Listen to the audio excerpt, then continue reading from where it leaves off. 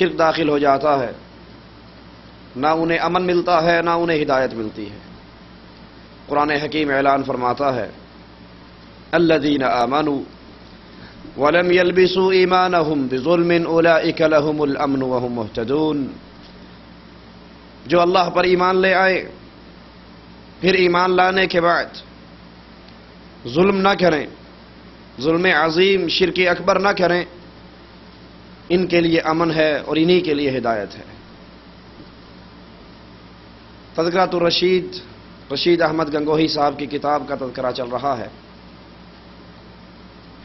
جہاں سے بات ختم کی وہیں سے اس کا آغاز کرتے ہیں۔ یہ صفحہ 234 ہے۔ فرماتے ہیں کہ حضرت کے بھانجے مولوی عزیز الرحمان صاحب فرماتے ہیں فجر کا وقت تھا، صبح طلوع ہو چکی تھی، ایک اسٹیشن پر ٹرین ٹھہری، ماموں صاحب یعنی رشید احمد گنگوہی صاحب اترے، وضو کیا، 2 سنتیں پڑھی، جماعت فجر کا تحیہ دیکھ کر ریل میں جس قدر مسلمان سوار تھے قریب قریب سب اتر کھڑے ہوئے، جلدی جلدی وضو کر کے شریک نماز ہوئے۔ کئی صفوں کی جماعت پلیٹ فارم پر نہایت وقار اور اطمینان کے ساتھ ہو رہی تھی کہ ریل نے سیٹی دے دی۔ 20 نمازی ریل کی آواز پر نیت توڑ توڑ کر جلدی جلدی ٹرین میں سوار ہو گئے اور ہنسنے اور کہکے مارنے لگے، لیکن امام ربانی اپنے ساتھیوں کے ساتھ اسی اطمینان کے ساتھ نماز میں مشغول رہے۔ تشویش و اضطراب کا کوئی اثر لہجہ میں یا آواز تک میں پیدا نہیں ہوا۔ خدا کی شان ہے کہ ادھر نماز ہو رہی ہے، ادھر ٹرین چیخ رہی ہے، مگر ایک قدم آگے کو سرک نہ سکتی تھی، یہاں تک کہ نمازیوں نے سلام پھیرا اور مختصر دعا مانگ کر ریل میں سوار ہو گئے۔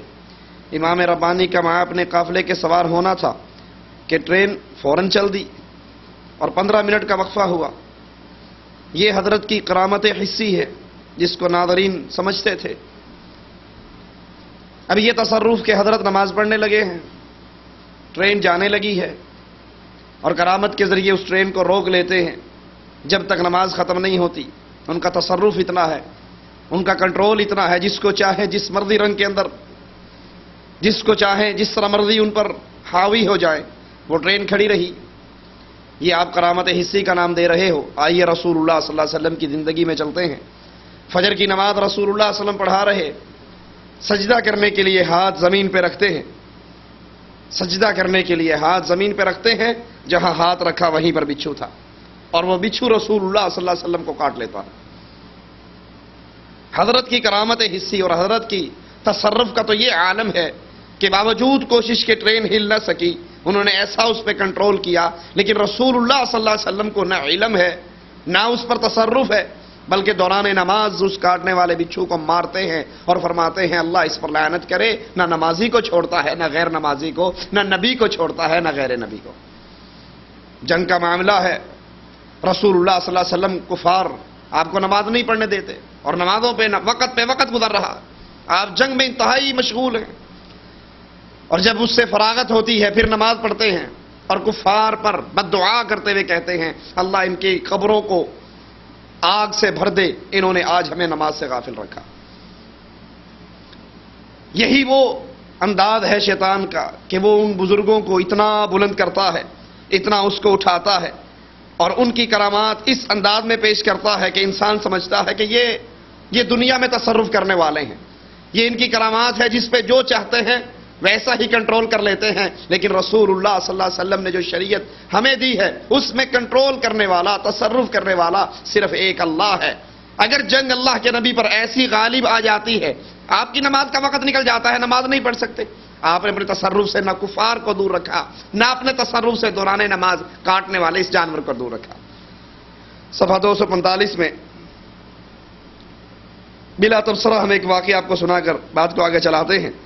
یہ حج حضرت امام ربانی کا آخری حج تھا، اس کے بعد آپ کو سفر حج کے اتفاق نہیں ہوا، تعلیم کے اندر مشغول ہو گئے، ظاہری تدریس کے ساتھ ساتھ علم باطنی کی تعلیم کا سلسلہ برابر جاری رہا، بلکہ دن بدن بڑھتا رہا۔ اب ظاہری تعلیم تو یہی قرآن حدیث، یہ ظاہری تعلیم ہے، لیکن علم باطنی، باطن کا علم جسے ان کی زبان کے اندر صوفیاء کا علم کہا جاتا ہے، یہ قرآن حکیم اور رسول اللہ صلی اللہ علیہ وسلم کی احادیث کے اندر موجود نہیں ہے۔ قرآن بھی اس سے خالی ہے، حدیث بھی اس سے خالی ہے۔ یہ صوفیہ کے اپنے بنائے ہوئے ذرائع ہیں اور اپنا بنایا ہوا عقائد ہیں جو قرآن و حدیث سے ثابت نہیں ہوتا. کہتے ہیں اس کے اندر آپ بڑھتے گئے، آپ کے روحانی رفیق قاسم العلوم کی روحانی اولاد بھی آپ کی تربیت میں آ چکی، بلکہ آپ نے ایک مرتبہ خواب دیکھا، اور خواب یہ تھا کہ میں مولوی محمد قاسم کو میں نے خواب میں دیکھا، نانوتوی صاحب کو، کہ وہ دلہن بنی ہوئی ہیں اور میرا ان کے ساتھ نکاح ہو رہا ہے. رشید احمد گنگوہی صاحب کا نکاح قاسم نانوتوی کے ساتھ ہو رہا ہے، اور وہ دلہن کی صورت میں پوری سج دھج کے حضرت کے غرفہ میں تشریف لا چکے. خیر ان کو مبارک ہو، مرد کا مرد سے نکاح. یہ صفحہ 251 ہے. 251 پر فرماتے ہیں ایک جلسہ ہوا جس میں حضرت پہنچے. اس جلسے میں مولوی محمد حسین صاحب الہ آبادی بھی موجود تھے. وہ آخر زمانہ میں مولوی صاحب کا رنگ بدل گیا تھا، مضامین اور سماع کی طرف جھک گئے تھے. انتقال بھی بحالت سماع اجمیر کے عرس میں ہوا، لیکن حضرت امام ربانی رشید احمد گنگوہی کے مداح اور کمال ولایت کے قائل عمر بھر رہے. اب آخری عمر میں ان کا رنگ بدل گیا، سماع کی طرف جھک گئے اور مزامیر میں عرس میں شامل ہوتے رہے.